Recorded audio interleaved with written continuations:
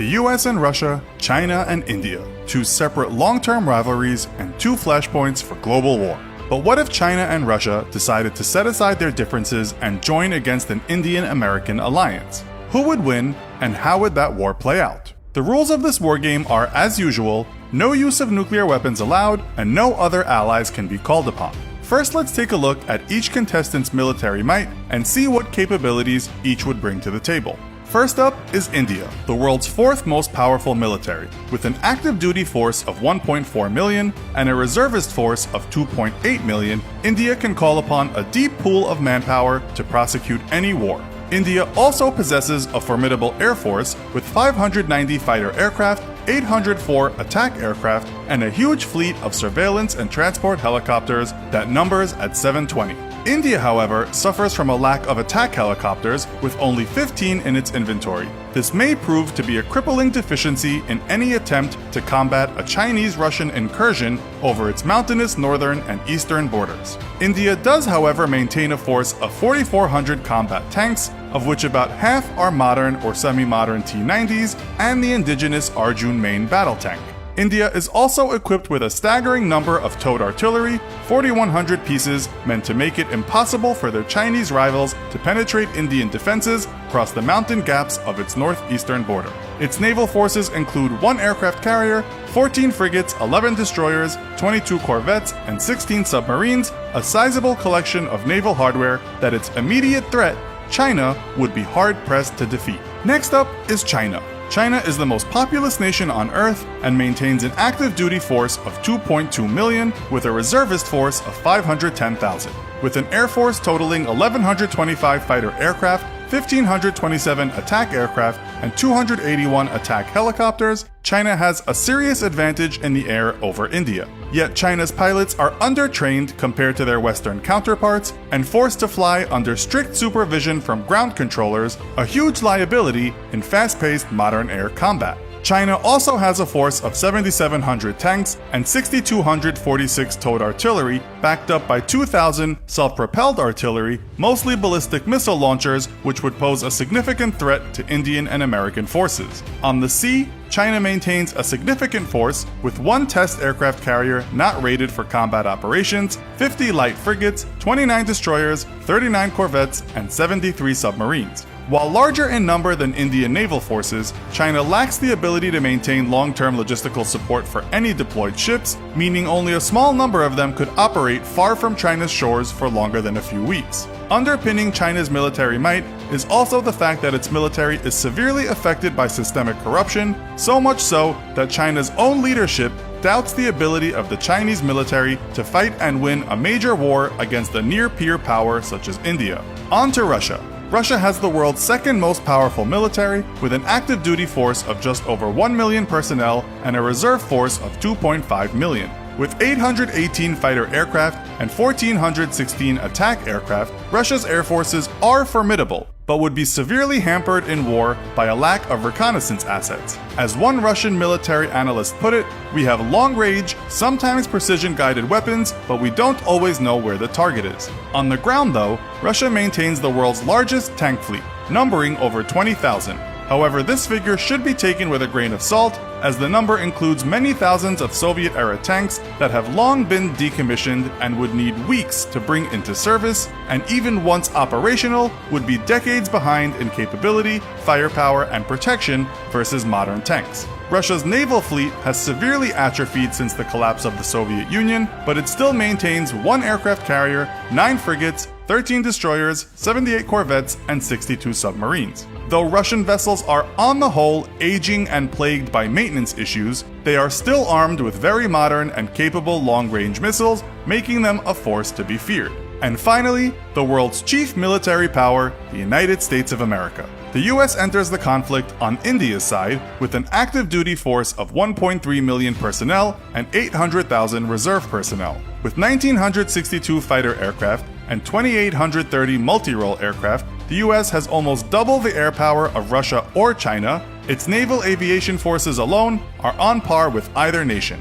Its fleet of 973 attack helicopters ensure that ground offensives are well covered, and it is rare that an American infantryman finds himself without fire support. A proponent of blitzkrieg warfare, America also maintains a fleet of 5,900 tanks, almost all of them modern Abrams variants, and 39,000 armored fighting vehicles, giving its ground forces unparalleled mobility. While lagging behind in numbers, America's 950 self-propelled, 795 towed, and 1,200 rocket artillery platforms often feature smart, precision-guided munitions. In fact, of all the militaries in the world, the United States uses the most precision-guided munitions, featuring them on almost every combat platform and giving US forces incredible lethality. At the onset of war, Chinese and Indian border forces stationed across the length of the Himalayas would come into immediate conflict. While initial predisposition of forces favors the Indian army, the narrow roads and valleys of the mighty Himalayas would make anything but meager gains all but impossible.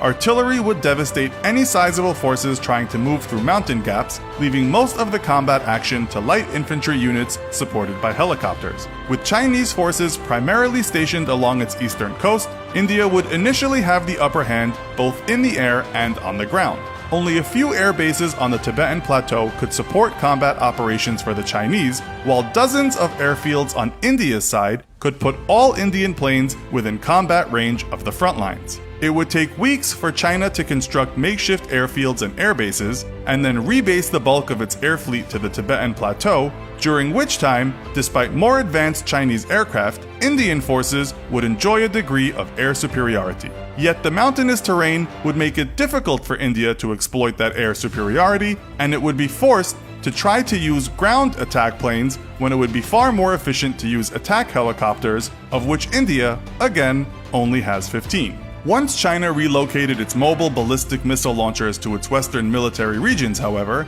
India would face a withering barrage of ballistic missiles that it could do absolutely nothing to protect itself from. Airfields and military command and control nodes across northern and eastern India would be devastated, and India's Air Force would suddenly find it very difficult to maintain hard-won air superiority, giving China the time needed to rebase its own air forces. Yet this is where China would have to make a very difficult choice. If it moves its forces to counter the Indian threat, it will leave the Pacific front completely vulnerable to American attack. Caught between the literal rock of the Himalayas, swarming with Indian infantry, and the hard choice of leaving itself vulnerable to coastal raids by the American Navy, China may look to its Russian allies for a solution.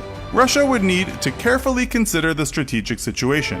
Its Chinese allies desperately depend on the Pacific Ocean for trade, importing most of their oil via sea trade routes and with domestic reserves not yet ready to support long-term war. With the majority of China's trade and oil passing through the Indian Ocean, the Indian Navy is, as one analyst put it, poised on China's jugular and could easily cripple China with a naval blockade of Chinese shipping. America's Pacific forces are, on their own, also more than sufficient to cripple the Chinese economy with a trade blockade, and China's Navy could not hope to counter America on its own. Desperately needing to ensure the oil lifeline stays open for its ally, Russia would likely try to bolster its Pacific fleet with large elements of its northern fleet. Yet, depending on the time of year, the Arctic ice may not have melted enough to open up shipping lanes. Either way, whatever naval forces Russia could muster on the Pacific would be needed to aid the Chinese in fending off the American Navy. This would still not be enough to save the Chinese economy, however, as India's Navy would never have to leave home to stop all Chinese shipping in the Indian Ocean. With a very limited capability to support its own navy far from its shores, China could at best scrounge together a small battle group of destroyers and cruisers with perhaps a few nuclear submarines to try and break the Indian blockade. Yet with India operating so close to home shores, it could take advantage of shore-based air power and make quick work of any Chinese task force. In the end, China could not hope to stand against naval blockades by both the US and India, even with reinforcements from the Russian Navy. This is China's glaring Achilles heel, its almost complete reliance on the sea for trade and oil, and why China has been ambitiously undergoing its modern Silk Road infrastructure development program with friendly nations, with very mixed success. Caught between the threat of raids on its Pacific coast by the US Navy and Indian forces pushing through the Himalayas, China would likely choose not to deploy its ballistic missiles to the west, as even if India managed to break out of the Himalayas, China's western territory is largely of little economic value. It would be far more prudent for China to try to keep America's carrier groups at bay with its DF-21 ballistic missiles, though China has still, to date, failed to show it has the capability to follow through on the threat of its ballistic missile forces by displaying a mastery of the various tracking, recon, and targeting systems and assets needed to go from launch to successful kill, or the ability to properly defend them from US attack.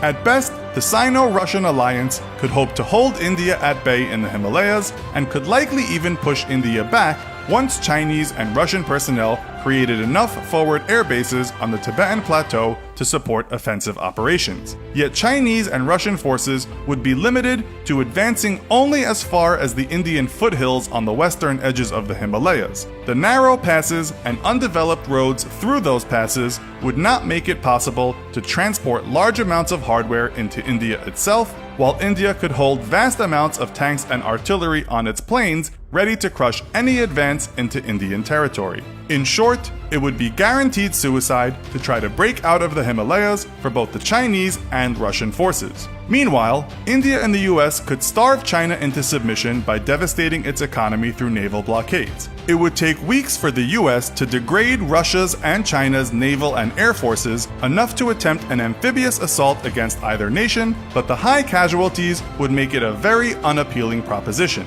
Instead, the US could comfortably sit back and bottle the Russian fleet up while systematically destroying the Chinese fleet, leaving their Indian allies to continue denying China's desperately needed oil imports. A US-India and Russia-China war would end with very little territory gained or lost on either side, and with staggering amounts of casualties for Indian and Chinese forces. The US Navy would likely see significant casualties, but both Russia's and China's navies would be all but completely destroyed. China and India's economies would be devastated, but China's specifically could face a catastrophic collapse that could even lead to the end of its Communist Party's rule. With so much to lose and practically nothing to gain, neither side would ever seriously consider such a war, but if they did, China's inability to protect its sea trade routes would make one side the clear victor.